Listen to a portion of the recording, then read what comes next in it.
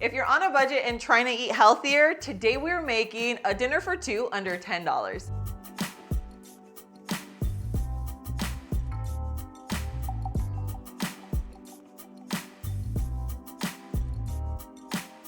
Hey guys, I'm Myra from Low Carb Love. Today we're making enchiladas that are low carb, but with a twist. Now guys, I grew up eating enchiladas. I'm Mexican, so this is one of the foods or meals that we have on rotation. They're super simple, but usually they're not low carb.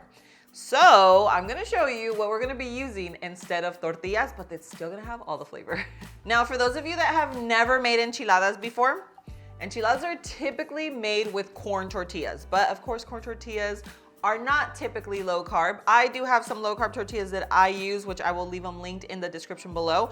But if you're not trying to have tortillas, then for today, the secret ingredient are cabbage leaves. So the first thing we're gonna do is blanch these babies. We're gonna put them into boiling water for about 3 minutes. And I'm just gonna put them all in at the same time. Literally just need them in there for, I would say 3 minutes is enough. I should have probably got a bigger pot, but this is already boiling, so we're just gonna roll with it and use this. It's just to soften them because we are gonna be rolling this up, okay? This is what it will look like. Yeah, I probably would not do 3 minutes because this was literally like 30 seconds. So when you blanch something, immediately you want to put it into ice cold water so that it stops the cooking. Usually do that with broccoli, asparagus, and in this case, we're doing it with our cabbage leaves or tortillas. All right guys, so we are going to cook our meats. This is just some ground beef, grass-fed, grass-finished. Let's go ahead and put that right in. So we're gonna go ahead and cook our meat. We're gonna basically assemble our filling here. Meat, add the seasonings.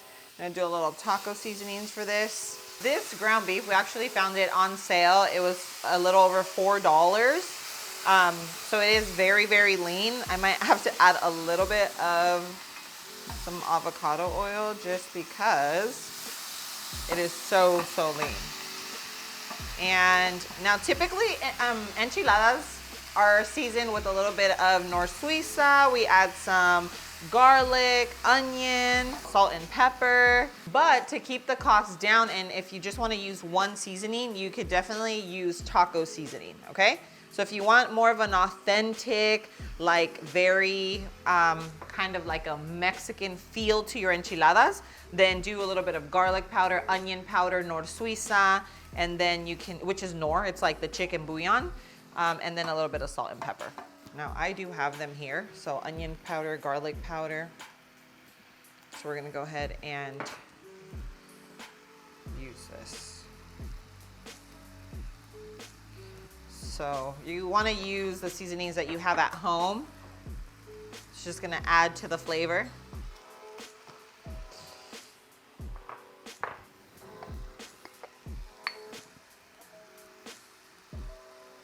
Pepper.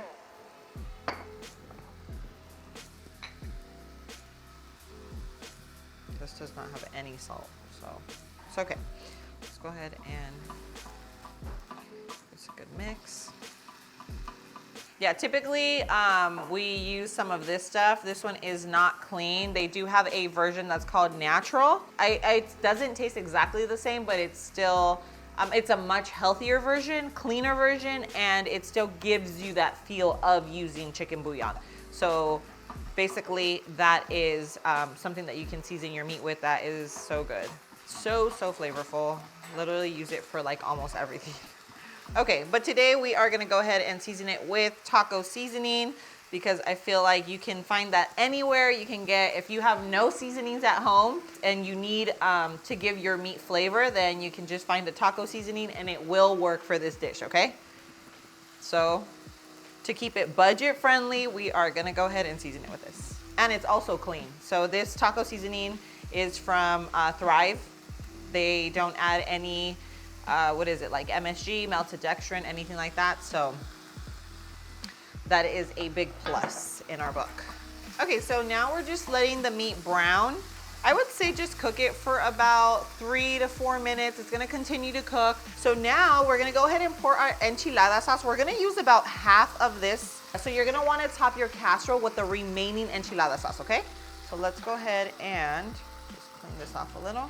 Okay, and we are gonna let this kind of cook down. We want it to be nice and thick because this is what we're gonna stuff our cabbage leaves with. And the sauce does have a lot of flavor, so you can add additional seasonings to the sauce as well. So onion powder, garlic powder, salt, pepper. If you do have chicken bouillon, you can add, you can add a little bit of that to it. And then if you want spice, then just add some chili flakes. Most of these things you already have in your kitchen, so it's not gonna add to the cost of the meal.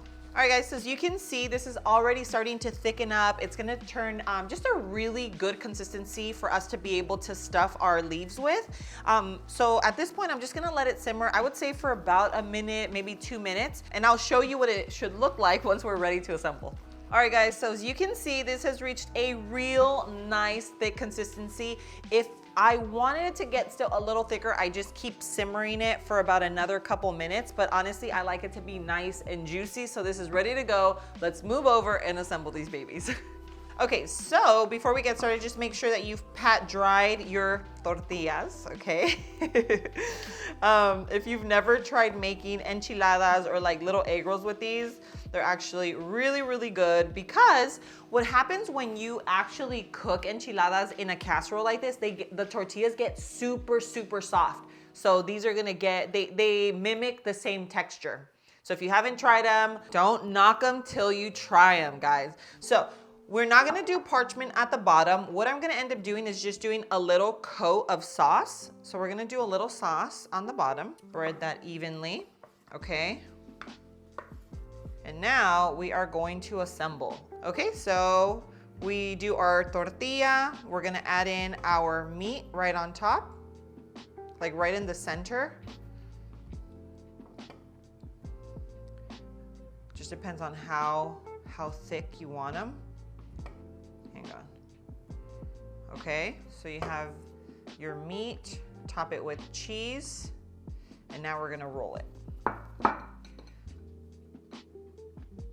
Just gonna roll it like you would. See that? Beautiful. And now just put it right into your baking dish. And we're gonna do that for the rest. The bigger the leaves are, the easier it is to roll. And they also come out like this, like nice and thick and big. You could probably do it like lasagna style too. If your leaves are like really small, you can just do layer of sauce, do your meat, your layer of your tortillas, and then just keep layering. Okay, some cheese. Guys, these are so good, I'm telling you.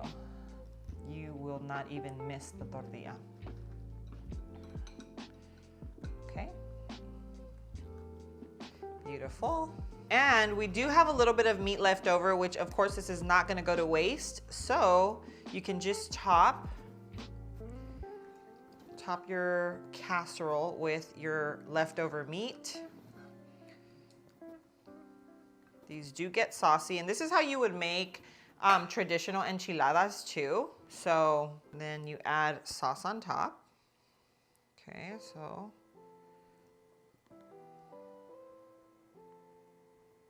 boom, boom, boom.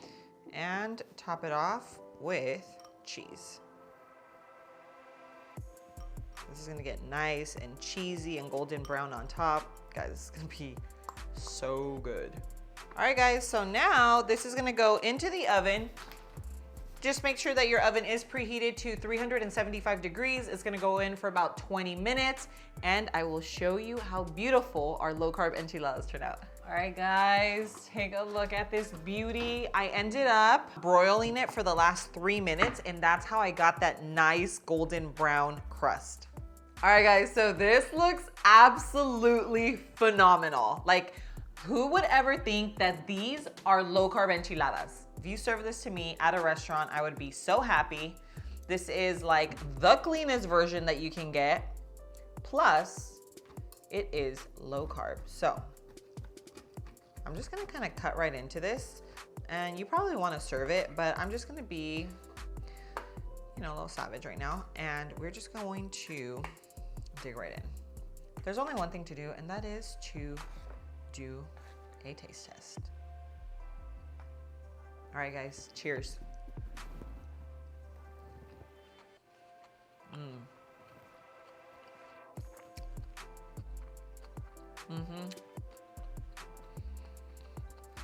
So good. So flavorful. The texture's on point. I like that the wrap was not super soggy, because it still gives you kind of a bite. You know, like just think like when you have tortillas and you bite into it, like you have a consistency that you're kind of looking for. You kind of get that with the cabbage. So if you let it cook a long time when you're blanching it, it might get really soft, and then you can almost just cut it and it's gonna be super soft and tender. I didn't do it. I literally blanched them, you saw, for about maybe 1 minute. So it still was like al dente, like it was still had a little bit of a bite. But guys, these are phenomenal. If you love Mexican food, if you love enchiladas, you have to give these a try. Even if you're not living a low carb lifestyle, they are so worth making for you, your family, friends. It's just one of those things that you're gonna put on the table and everyone is gonna enjoy it.